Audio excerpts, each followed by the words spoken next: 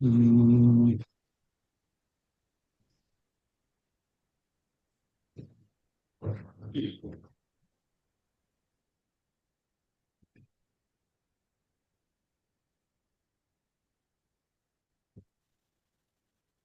ஓடி ஓடி ஓடி உட்கலந்த ஜோதியை நாடி நாடி நாடி நாடி நாட்களும் கடந்து போய் வாடி வாடி வாடி வாடி மாண்டு போன மாந்தர்கள் கோடி கோடி கோடி கோடி எண்ணிறந்த கோடியே இருந்த ஒன்றை யான் அறிந்ததில்லையே என்னிலே இருந்த ஒன்றை யான் அறிந்து கொண்ட பின் என்னிலே இருந்த ஒன்றை அவர் காண வல்லரோ என்னிலே இருந்திருந்து யானும் கண்டு கொண்டேனே அஞ்செழுத்திலே பிறந்து அஞ்செழுத்திலே வளர்ந்து அஞ்செழுத்தை ஓதுகின்ற பஞ்சபூத பாவிகள் அஞ்செழுத்தில் ஓர் எழுத்தறிந்து கூற வல்லரே அஞ்சல் அஞ்சல் என்று நாதன் அம்பலத்தில் ஆடுமே இடது கண்கள் சந்திரன் வலது கண்கள் சூரியன் இடக்கை சங்கு சக்கரம் வலக்கை சூலமான் மழு எடுத்த பாதம் நீழ்முடி எண் திசைக்கும் அப்புறம் உடல் கடந்து நின்ற மாயம் யாவர் காண வல்லரே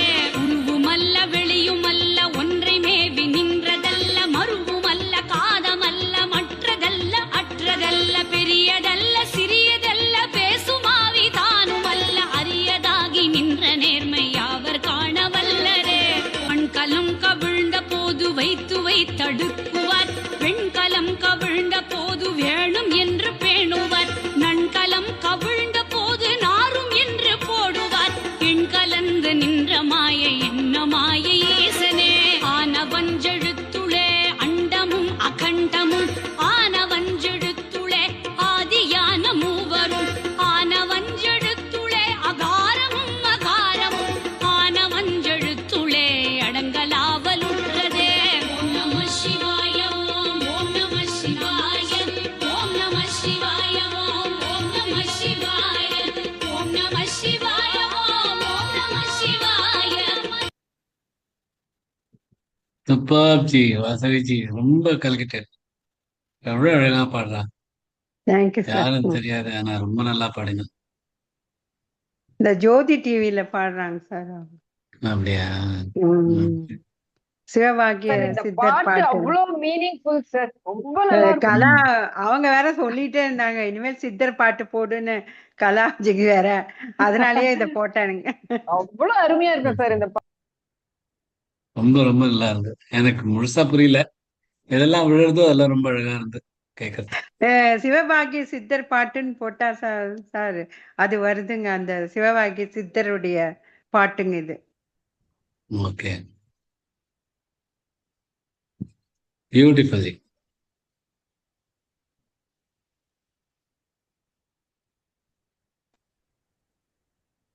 சார் இப்போ பிரார்த்தனாவா ஒரு பர்த்டே சாங்கா சார்? அவங்க ஜாயின் பண்ணல சார், பாரதிஜின்னு ஜாயின் பண்ணல. பரவாயில்ல பரவாயில்ல, நம்மளோட பாடி வச்சிடலாம், அப்புறம் அவங்க யூடியூப்ல பாத்துக்கலாம். லக்ஷ்மி கோபால்ஜி பிரார்த்தனா ஸ்லோகா சொல்றீங்களா? ஜெய் ஸ்ரீ கிருஷ்ணா ஜி. பார்க்காம நான் ட்ரை பண்றேன் சார் இன்னைக்கு.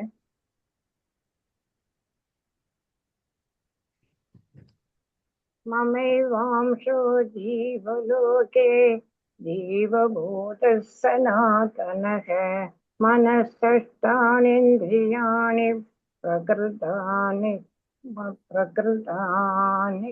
கஷ்டதி சர்வஸ்ய சாகம் ஹ்ருதி சந்நிவிஷ்டோ மத்தஸ்மிருதிர்ஞானமபோகனம் ச வேதைஷ்ட சர்வைஷ்ட தெரியல சார், எட்டு போயிடுது, பார்த்தா சொல்லிடுறேன். வேதைஸ்தரகமேக விதேவ வேத்யோ வேதாந்த வேதாந்த வேதாந்த கிருத்மேக வேதாந்த கிருத்வேதமிதேவ சாகம்.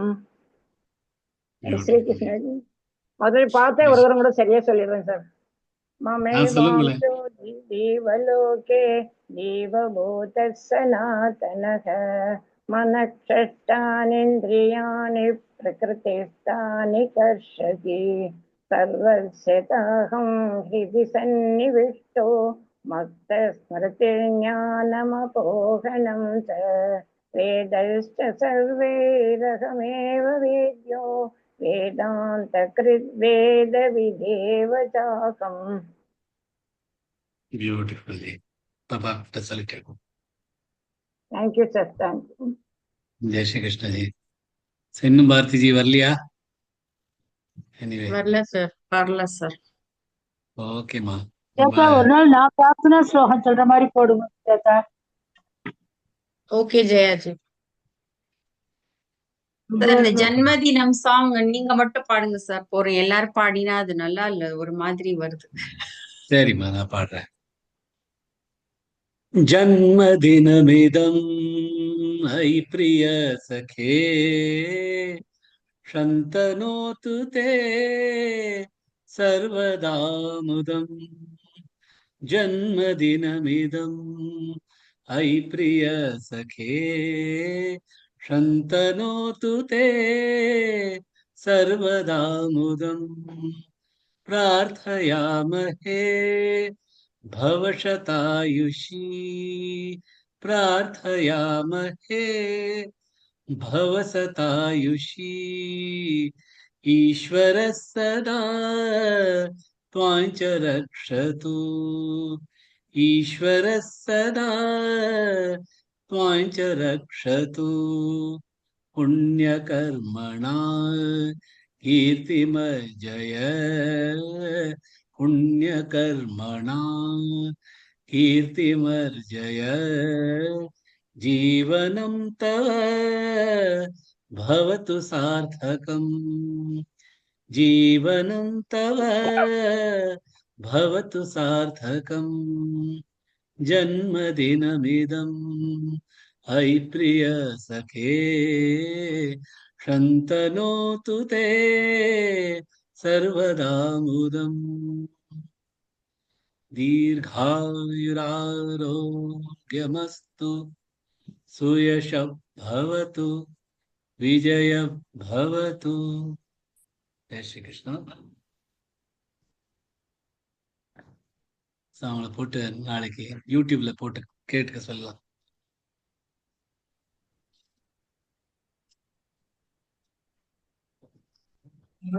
கிளாஸ் அடுத்துக்கோங்க போங்க. எல்லாரும் பேரையும் போடுறீங்களா? யார் பேர் போடணும்னு சொன்னா போடுறேன். என் பேர் சுஜாதாஜி சுபஸ்ரீ. என் பேரு கூட பூமாஜி. கலா பேரு போடுங்க. தீபாஜி, பாலாஜி, ஷீலா ட்ரை பண்றேன் ஜி. லக்ஷ்மி கோபால்.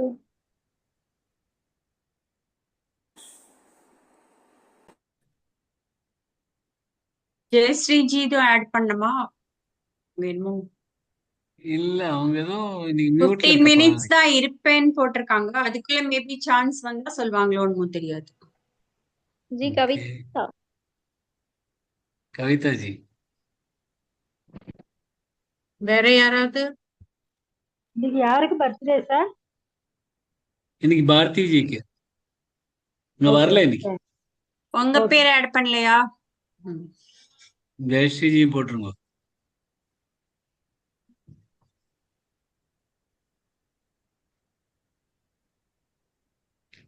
ஸோ ரெண்டு பேரை எடுக்க போறோம். முதல் 10 ஸ்லோகம் ஒருத்தர் சொல்லணும், அடுத்த 10 ஸ்லோகம் அடுத்தவா சொல்லணும். ஸோ ரெண்டு பேரும் நாங்கள் தேர்ந்தெடுத்துருவோம் ஒரு ஃபர்ஸ்ட் ரவுண்டுன்னு. அதே மாதிரி எவ்வளோ ரவுண்ட் வருதோ பார்க்கலாம். ஆரம்பிக்கலாமா?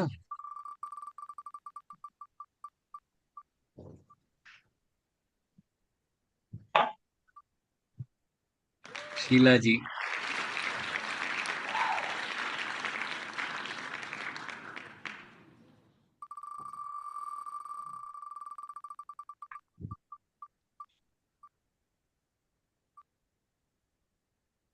श्यामलाजी. நீங்க ரெண்டு பேரும் ஷீலாஜி முதல்ல 10 ஸ்லோகங்கள், அப்புறம் ஷியாமலாஜி பாக்கி 10 ஸ்லோகங்கள். ஷீலாஜி அவதரணிக்காவோட சொல்லலாம். ஷியாமலாஜி சரி. புஷ்பிகா சொல்லலாம்.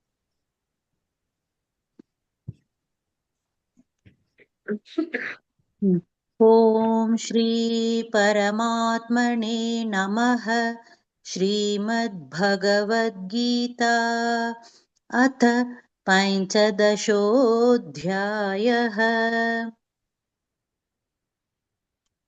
श्रीभगवानुवाच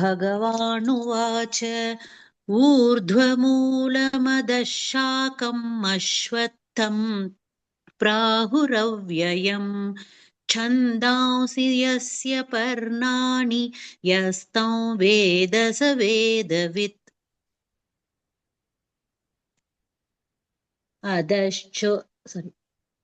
अधश्चोर्ध्वं प्रसृतास्तस्य शाखा गुणप्रवृद्धा विषयप्रवालाः। अधश्च मूलान्यनुसन्ततानि कर्मानुबन्धीनि मनुष्यलोके।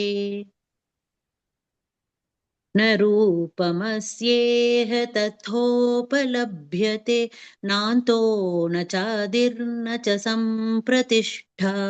अश्वत्थमेनं सुविरूढमूलम् असङ्गशस्त्रेण दृढेन चित्वा। ततः पदं तत्परिमार्गितव्यै यस्मिन् गता न निवर्तन्ति भूयः। तमेव चाद्यं पुरुषं प्रपद्ये यतः प्रवृत्तिः प्रसृता पुराणी। निर्माणमोहाजितसङ्गदोष अध्यात्मनित्या विनिवृत्तकामाः। द्वन्द्वैर्विमुक्ता सुखदुःखसंज्ञैर्गच्छन्त्यमूढा पदमव्ययम् तत्।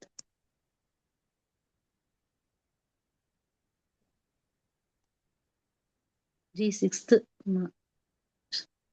न तद्भासयते सूर्यो न शशाङ्को न पावकः यद्गत्वा न निवर्तन्ते तद्धाम परमं मम। ममैवांशो जीवलोके जीवभूतः सनातनः मनषष्ठानीन्द्रियाणि प्रकृतिस्थानि कर्षति। शरीरं यदवाप्नोति यच्चाप्युत्क्रामतीश्वरः गृहीत्वैतानि संयाति वायुर्गन्धानि निवाशयात्। श्रोत्रं चक्षुस्पर्शनं च रसनं घ्राणमेव च अधिष्ठाय मनश्चायं विषयानुपसेवते। उत्क्रामन्तं स्थितं वापि भुञ्ज्ञानं वा गुणान्वितं विमूढानानुपश्यन्ति पश्यन्ति ज्ञानचक्षुषः। यदन्तो योगिनश्चैनं पश्यन्त्यात्मन्यवस्थितं यदन्तोऽप्यकृतात्मानो नैनं पश्यन्त्यचेतसः। यदादित्यकतन्तेजो जगद्भासयतेऽखिलम् यच्चन्द्रमसि यच्चाग्नौ तत्तेजो विद्धि मामकम्। कामाविश्य च भूतानि धारयाम्यहमोजसा पुष्णामि सौषधीः सर्वासो सोमो भूत्वा रसात्मकः। अहं वैश्वानरो भूत्वा प्राणिनां देहमाश्रितः प्राणापानसमायुक्तः पचाम्यन्नं चतुर्विधम्। सर्वस्य चाहं हृदि सन्निविष्टो मत्तः स्मृतिज्ञानमबोहनञ्च वेदैश्च सर्वैरहमेव वेद्यो वेदान्तकृद्वेदविदेव चाहम् द्वाविमौ पुरुषौ लोके क्षरश्चाक्षर एव च क्षरः सर्वाणि भूतानि कूटस्थोऽक्षर उच्यते उत्तमः पुरुषस्त्वन्यः परमात्मेत्युदाहृतः यो लोकत्रयमाविश्य बिभर्त्यव्यय ईश्वरः यस्माक्षरमधीतोऽहम् अक्षरादपि चोत्तमः अतोऽस्मि लोके वेदेश्च प्रथितः पुरुषोत्तमः यो मेवमसम्मूढो जानाति पुरुषोत्तमम् स सर्वविद् भजति मां सर्वभावेन भारत इति गुह्यतमं शास्त्रमिदमुक्तं मया नघ एतत् बुद्ध्वा बुद्धिमान् स्यात् कृतकृत्यश्च भारत ॐ तत्सदिति श्रीमद्भगवद्गीतासु उपनिषत्सु ब्रह्मविद्यायां योगशास्त्रे श्रीकृष्णार्जुनसंवादे पुरुषोत्तमयोगो नाम पञ्चदशोऽध्यायः। ॐ श्रीकृष्णार्पणमस्तु। Beautiful, very nice. Thank you ji. ரெண்டு பேரும் ரொம்ப அழகா சொன்னீங்க. Very nice. Thank you ji. जय Shri Krishna ji. Wonderful, very nice. கேட்கறதுக்கு ரொம்ப இனிமையா இருக்கு. Thank you ji, thank you Sheela ji, thank you Shama. Thank you, sir. Jai Shri Krishna. जय श्री कृष्ण जी. Thank you ji. Yes, excellent. So shall we? Yeah, please.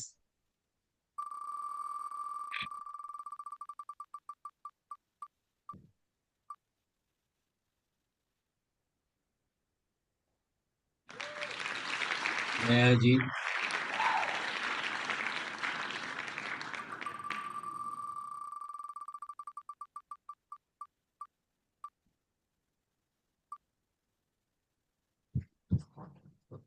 Jayashree ji. Jayashree ji, can you tell? Can you?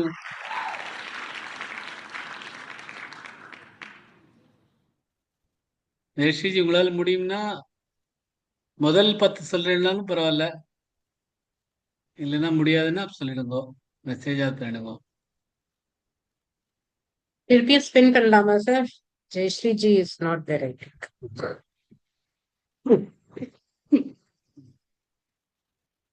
Okay, திருப்பி பண்ணிடலாம்.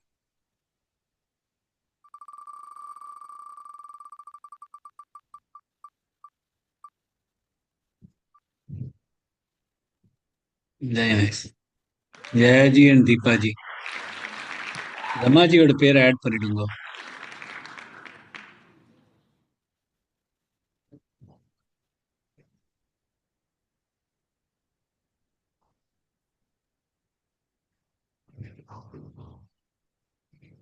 ஜெயாஜி நீங்க அவதர்ணிகா 10 சொல்லுங்க.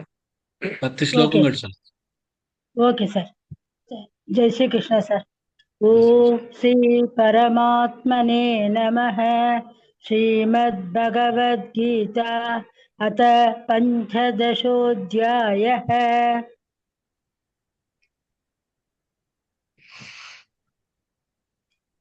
श्रीभगवानुवाच ऊर्ध्वमूलमतः शाकम् अश्वत्थं प्रागुरव्ययम् छन्दांसि यस्य पर्णानि यस्तौ वेद स वेदवित् अधश्चोर्ध्वं प्रसृतास्तस्य शाखा गुणप्रवृत्ता विषयप्रवालाः अधश्च मूलान्यनुसन्ततानि कर्मानुबन्धीनि मनुष्यलोके. 11 मनुष्यलोके न रूपमस्येह तथोपलभ्यते नान्तो न चातिर्न च सम्प्रदिष्टा अश्वत्थमेनं सुविरूढमूलम् असङ्गशस्त्रेण दृढेन चित्वा ततः पदं तत्परिमार्गितव्यै यस्मिन् गता न निवर्तन्ति भूयः तमेव चाद्यं पुरुषं प्रपद्ये यतः प्रवृत्तिः प्रसृता पुराणे निर्माणमोगाजितदङ्गदोषा अत्यात्मनित्या विनिवृत्तकामा द्वन्द्वैर्विमुक्ता सुखदुःखसञ्चैर्गच्छन्तमूढाः पदमव्ययं तत् न तद्भासयते सूर्यो न शशाङ्को न पावकः यद्गत्वा न निवर्तन्ते तत्ताम परमं मम ममैवांशो जीवलोके जीवभूतः सनातनः मनःषष्ठीनीन्द्रियाणि प्रकृतिस्थानि कर्षति शरीरै यतवाप्नोति यच्चाप्युत्क्रामदीश्वरः गृहीद्वैतानि संयाति वायुर्गन्तानि वाशयते सोस्त्रं चक्षुस्पर्शनं च रसनं घ्राणमेव च अधिष्ठाय मनश्चायौ विषयानुपसेवते उत्क्रामन्तं स्थितौ वापि पुज्ञानौ वा गुणान्वितं विमूढानानुपश्यन्ति पश्यन्ति ज्ञानचक्षुषः जय श्री कृष्ण। जय श्री कृष्ण। जय श्री कृष्ण जी। यतन्तो योगिनश्चैनं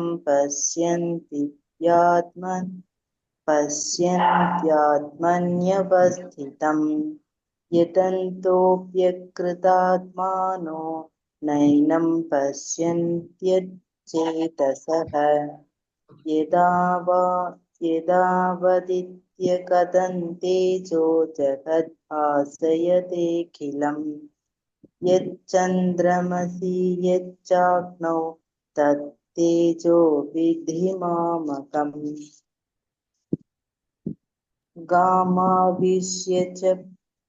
गामाविश्य च भूतानि धारयाम्यगमोजसा पुष्णामि चौषधिः सर्वा सोमो भूत्वा रसात्मकः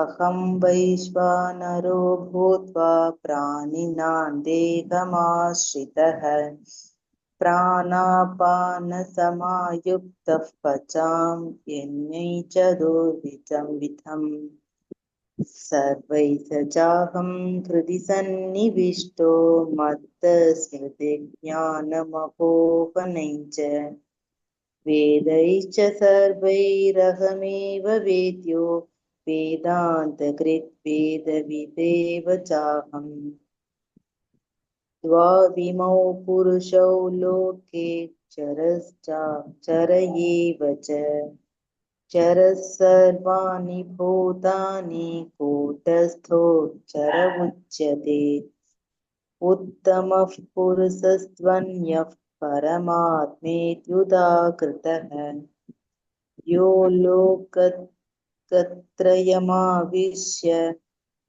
बिभर्त्यव्यय ईश्वरः यस्माक्षरमतीतोऽहम् अक्षरादपि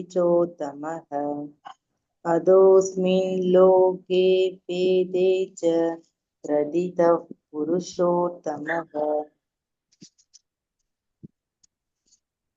यो मामेवमसम्मूढो जानाति पुरुषोत्तमं स सर्वविद् भजति मां सर्वभावेन भारत इति गुह्यतमं शास्त्रम् इदमुक्तं मया नघ एतद्बुद्ध्वा बुद्धिमान् स्यात् कृतकृत्यश्च भारत। ॐ तत्सदिति श्रीमद्भगवद्गीतासु उपनिषत्सु ब्रह्मविद्यायां योगशास्त्रे श्रीकृष्णार्जुनसंवादे पुरुषोत्तमयोगो नाम पञ्चदशोऽध्यायः। ॐ श्रीकृष्णार्पणमस्तु। Beautifully. Very nice. जय श्री कृष्ण जी। Jai Shri Krishna ji. Jai ji, Deepa ji. Very nice. Next. Thanks, sir. Thank you, ma'am.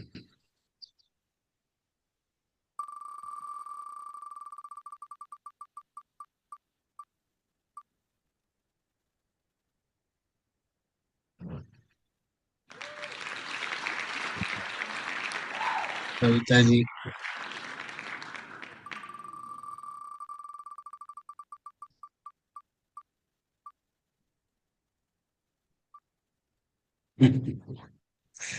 Prabha ji. யாருக்காவது சான்ஸ் ஒன்னா சுஜாதா ஜி பக்கத்துல அவங்க பேரை போட்டா போறோம். சார் உங்களை ஸ்பின் பண்ண சொன்னாங்களே சார் சுஜாதா ஜி இப்போ லாஸ்ட் டைம்.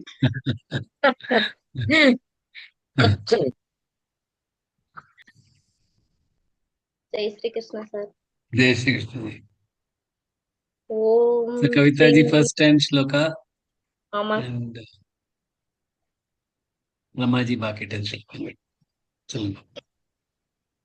ओम श्री परमात्मने नमः। श्रीमद् भगवत गीता अथ पंचदशोऽध्यायः।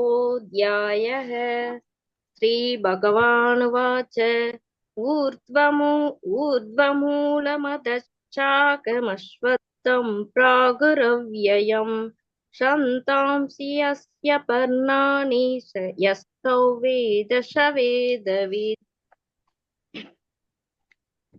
अतश्चोर्ध्वं प्रसृता तस्य शाखा पुनः प्रवृत्ता विषयप्रवालाः। अतश्च मूलान्यनुसन्ततानि कर्मानुबन्धीनि मनुष्यलोके।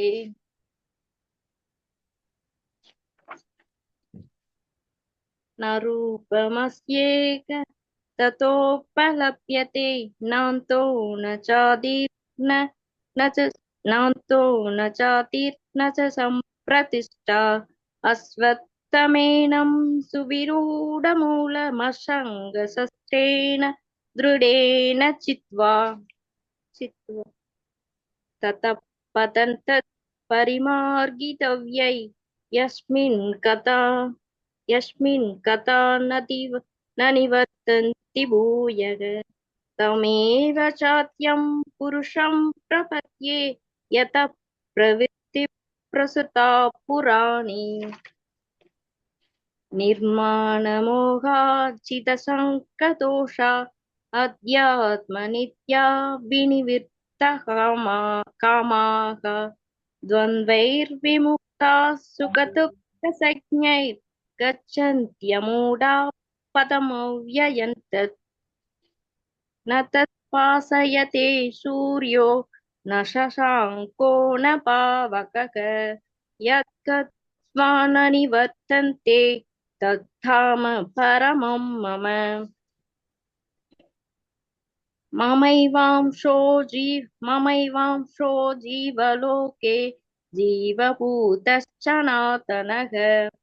मनःषष्ठानि इन्द्रियाणि प्रकृतिस्थानि कर्षति। शरीरं यतवाप्नोति यच्चाप्युत्क्रामतीश्वरः। गृहीत्वैतानि शय्याति वायुर्गन्तानि वाशयात्। श्रोत्रं चक्षुस्पर्शनं च रसनं घ्राणमेव च अधिष्ठाय मनश्चाय विषयानुपसेवते। क्रामन्तं तिदं वापि भुञ्जानं वा गुणान्वितं पश्यन्ति ज्ञानचक्षुषः। जय श्री कृष्ण। जय श्री कृष्ण। जय श्री कृष्ण जी। जय श्री कृष्ण। यदन्तो योगिनिश्चैनं पश्यन्त्यात्मन्यवस्थितम् यतन्तोऽप्यकृतात्मानो नैनं पश्यन्त चेतसः यदादित्यगदं तेजो जगद्भासयतेऽखिलम् यच्चन्द्रमसि यच्चाग्नौ तत्तेजो विद्धि मामकम् त्वामाविश्य च भूतानि धारयाम यगमोजसा पुष्णामि चौषधि सर्व सोमो भूत्वा रसत्मकः अगौ वैश्वनरो भूत्वा प्राणिनां देहमाश्रितः प्राणापानसमायुक्तः पचाम्यन्नं चतुर्विधम् सर्वस्य चाहं हृदि सन्निविष्टो मत्तस्मृतिर्ज्ञानमपोहनं च वेदैश्च सर्वैरगमेव वेद्यो वेदान्तकृत् वेदविदेव चाहम्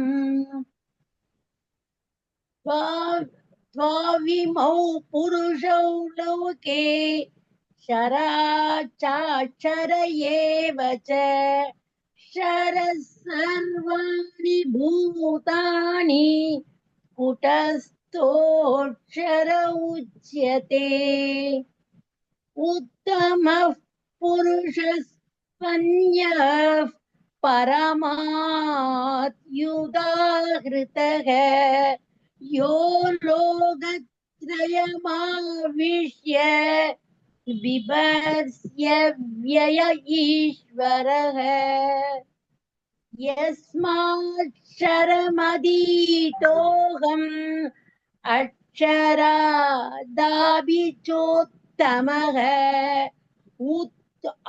अतोऽस्मि लोके वेति च प्रतितः पुरुषोत्तमः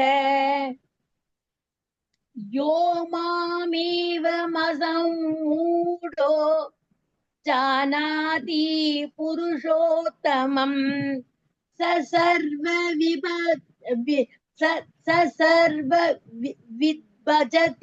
विद्भजति मां सर्वभावेन भारत इति गुह्यतमं शास्त्रम् इदमुक्तं मया नः एतत् बुद्धिमान् स्यात् कृतकृत्यश्च भारत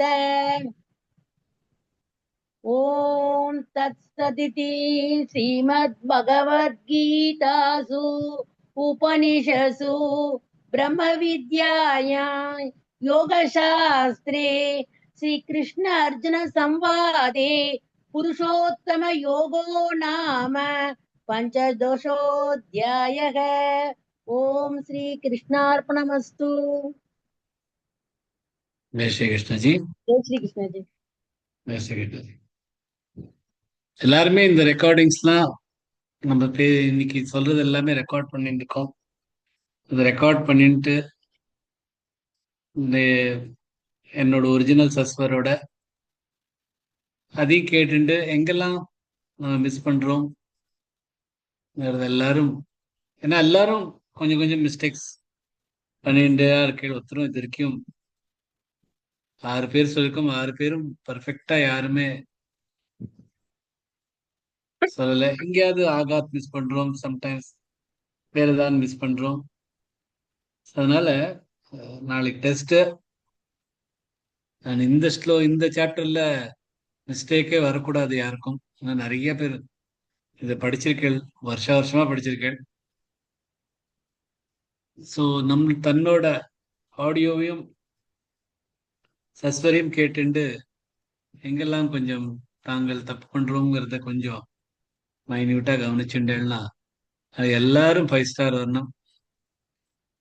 அதான் என்னோட பிரார்த்தனை. ஸோ பொதுவா சொல்றேன், யாருக்கும் தனிப்பட்ட முறையில சொல்ல, எல்லாருமே ஆல் தி 6 பீப்புள் கொஞ்சம் கொஞ்சம் மைனர் எரர்ஸ் இருக்கு. அதை கொஞ்சம் படிச்சுன்னு பார்த்துட்டேன்னா ரொம்ப நல்லா வந்துடும். ஏன்னா நிறைய 90% வந்ததுக்கு அப்புறம் அந்த 100% வருதான் கொஞ்சம் கஷ்டம். இந்த 100%க்காக எல்லாரும் ட்ரை பண்ணும். ஜெய் ஸ்ரீ கிருஷ்ணா. நெக்ஸ்ட் யாருமா? இன்னும் 2 பேர் எடுத்துக்கலாமா? Yes. எனக்கு வேணா கண்ட்ரோல் கொடுக்கல, நான் வேணா ஸ்பின் பண்ணி பாக்குறேன். No worries, sir. சும்மா சொன்னேன். I was just joking the other day.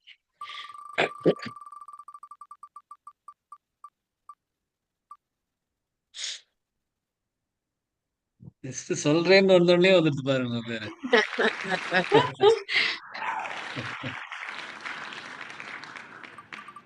Sure.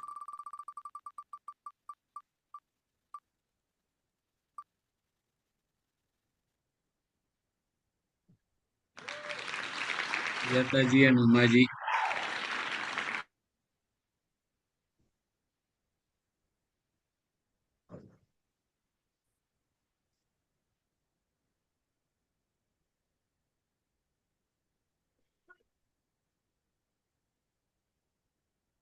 Jai Shri Krishna. Om Shri Paramatmane Namaha.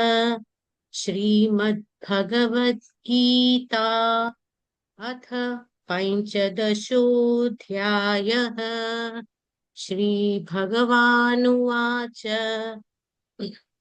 ऊर्ध्वमूलमधः शाखमश्वत्थं प्राहुरव्ययम् छन्दांसि यस्य पर्णानि यस्तं वेद स वेदवित् अधश्चोर्ध्वं प्रसृतास्तस्य शाखा गुणप्रवृद्धा विषयप्रवालाः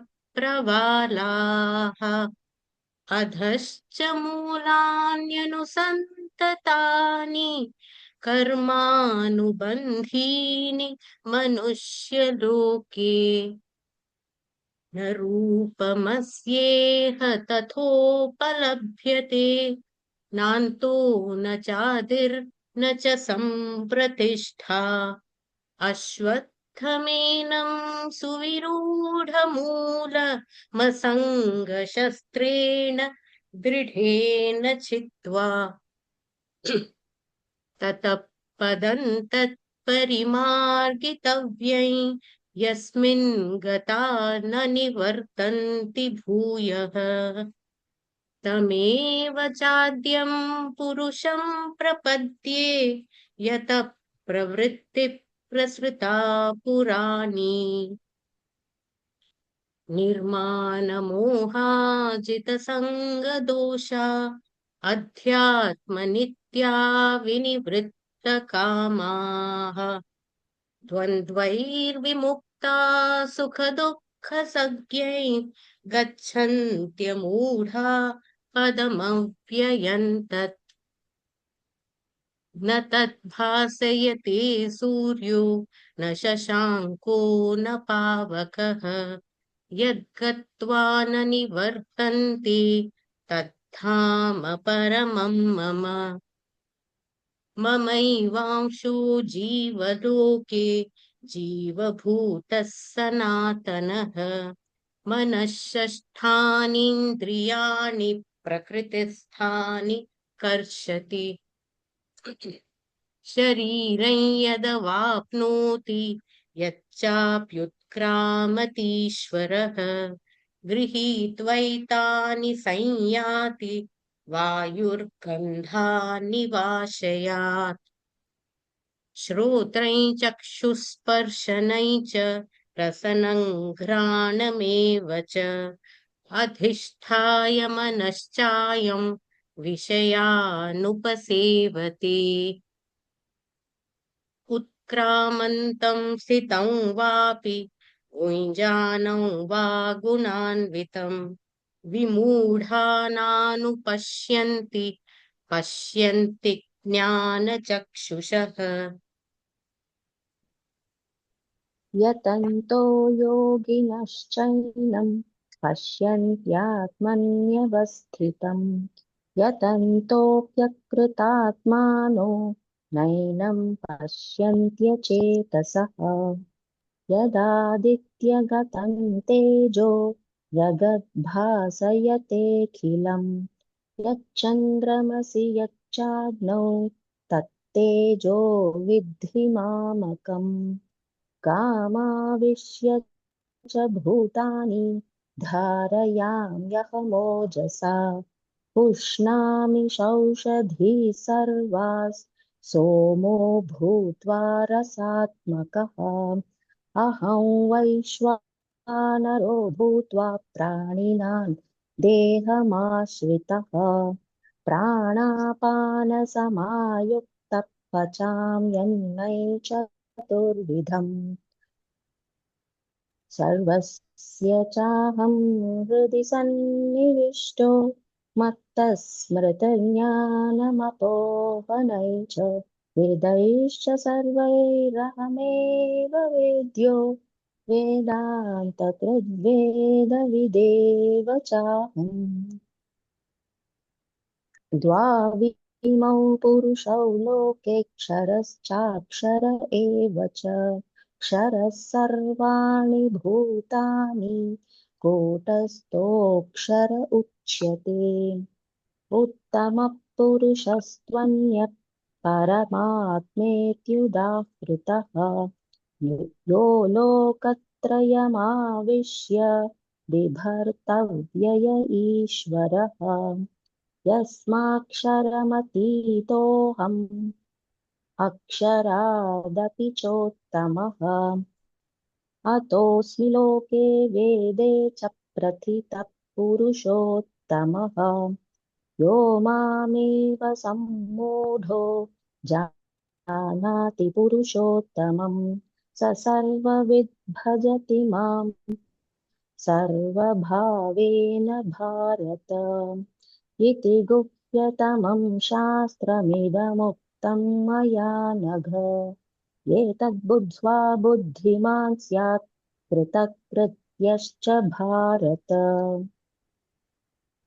ॐ तत्सदिति श्रीमद्भगवद्गीतासु उपनिषत्सु ब्रह्मविद्यायां योगशास्त्रे श्रीकृष्णार्जुनसंवादे पुरुषोत्तमयोगो नाम पञ्चदशोऽध्यायः ॐ श्रीकृष्णार्पणमस्तु जय श्री कृष्ण सर ஜெய் ஸ்ரீ கிருஷ்ணா ஜி. ஜெய் ஸ்ரீ கிருஷ்ணா. ரொம்ப நல்லா இருந்தது. ரொம்ப थैंक यू सर ஃபேண்டாஸ்டிக். எல்லாரும் கலந்துண்டு ரொம்ப நல்லா சொன்னேன். நாளைக்கு எல்லாரும் டெஸ்ட்டுக்கு வரணும், ஃபுல்லி ப்ரிப்பேர்டா. நீங்க எல்லாம் உங்களுக்கு ப்ராக்டிஸ் பண்ணக்கு நிறைய சான்ஸ் கிடைச்சிருக்கு. ப்ராக்டிஸ் பண்ணதுல நம்ம பண்ற தப்புகள்லாம் கொஞ்சம் கவனம் கொடுத்து பார்த்துட்டேன்னா இதுல நல்ல 5 ஸ்டார் வாங்கலாம் டெஸ்ட்ல. அதுக்கு அவ யார் சொன்னாலும் அவ மட்டும் இல்ல, யாரு கிளாஸ்ல அட்டென்ட் இன்னைக்கு சஸ்வர் சொல்ல முடியலையோ அவளும் அந்த சஸ்வரை கேட்டுட்டு கொஞ்சம் தன்னோட ப்ராக்டிஸ் பண்ணிட்டேன்னா நாளைக்கு எல்லாரும் 5 ஸ்டார் வரணும், 6 ஸ்டாரா வரணும். அந்த மிதமு எல்லாம் அந்த இம்மண்ட் அதெல்லாம் ஜாயின் பண்ணு சொன்னா அதுக்கப்புறம் அடுத்த எக்ஸ்ட்ரா மார்க்ஸ் வேற கொடுக்கலாம். அந்த மாதிரி இருக்கணும் எல்லாரும் நாளைக்கு. So all the best. Jai Shri Krishna. இன்னைக்கு யாருக்கு சஸ்வர் சொல்ல கிடைக்கலையோ பார்க்கலாம், நாளைக்கு டைம் கிடைச்சுன்னா டெஸ்ட்க்கு அப்புறம் அதையும் வச்சுக்கலாம். So Jai Shri Krishnan. Jai Shri Krishna sir. Jai Shri Krishna sir. Sir